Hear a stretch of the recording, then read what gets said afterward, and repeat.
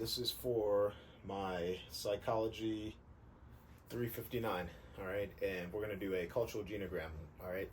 Now, starting this paper, I wanted to make sure that I told you guys a little bit about my background, and not just about my background itself, but how it pertains to my coaching ability, and why it's important. So, I'll start at the beginning. I was born in 1994 into a Muslim household with four other siblings. So there were five of us total. I was right smack dab in the middle.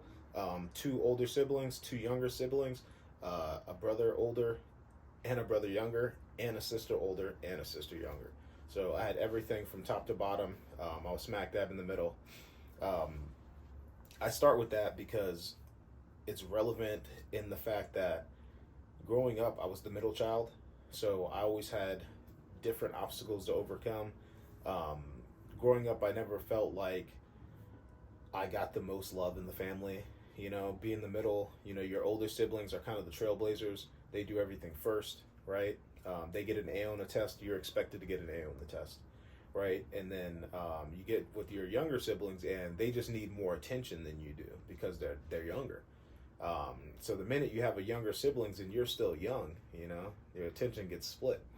So it's a little interesting dynamic to grow up in, because you have to learn how to be more of a like a moderator, and I had to learn how to do a lot of things by myself. So fast forward a little while, that turns into an obsession with martial arts. I was very obsessed with Brazilian Jiu Jitsu starting at 6 years old. I became an athlete very early on. I was very physical, so all I ever wanted to do was do more Jiu Jitsu. I wanted to work out more. I wanted to do more, all the time. And I never sat around. I was never a sitter. I was always standing, moving, touching something, doing something. So that quickly developed into a lot of success. I was very fortunate to have great coaching staff early on. So I had a ton of success as a young athlete. And moving into my adolescence, I was able to build a massive amount of efficacy through that.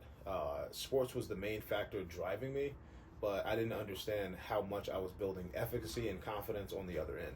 Um, so fast forward into high school, I start wrestling. One day they told me, "Hey man, there's no money in jiu-jitsu, but if you wrestle, you can get a scholarship to go to college." So I was like, "Hey, that's the ticket. This is what we're gonna do." So it was immediately like a 24-hour decision that I made to get on the wrestling team, and it was one of the best decisions I ever made.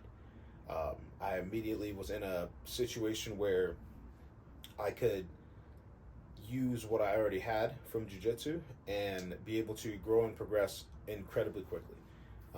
So I had a lot of success in high school. I was a state champ, All-American, and I got a scholarship to wrestle at Life University. Then wrestling through Life University for the first 3 years, going very well. End up getting injured, and I dropped out of school. So athletic aspirations were put on the back burner. I became a coach, and this is where the coaching gets relevant.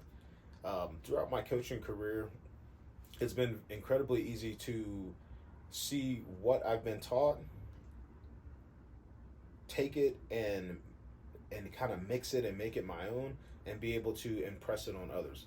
So, like I mentioned before, efficacy is a huge part of what I learned. And being a coach, there are a lot of different ways to coach, a lot. But I think the number one thing that every coach should be able to teach is efficacy. You have to teach people how to have a can-do attitude, how to feel like they can do things, feel like they can change, feel like they can adapt. Um, because the mental conversation that you have with yourself is everything. I think it's everything. It determines how your life is going to go. It determines your health. It determines your wealth. It determines your relationships. So what we're going to do, what we did for the paper, is I explained how my efficacy impacted me from a young age, moving throughout my life up until now. Um, we talk about how key details like religion and um, family concepts have been ingrained in me from a very young age, and they still hold true with me now. Even now, I do everything with my family. My family's with me 24/7. My wife and my daughter, they are always with me, and we do every single thing together. We never take time away from each other. We just don't. Very important thing for me.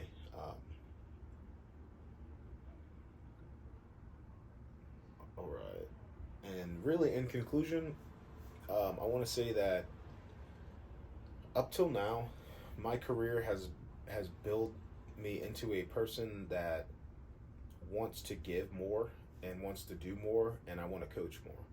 And taking this class has been a great way for me to learn a lot of different skills, as far as like being a healthcare practitioner and being someone who can figure out different avenues to different problems in different parts of life, even parts of life that I haven't been to yet.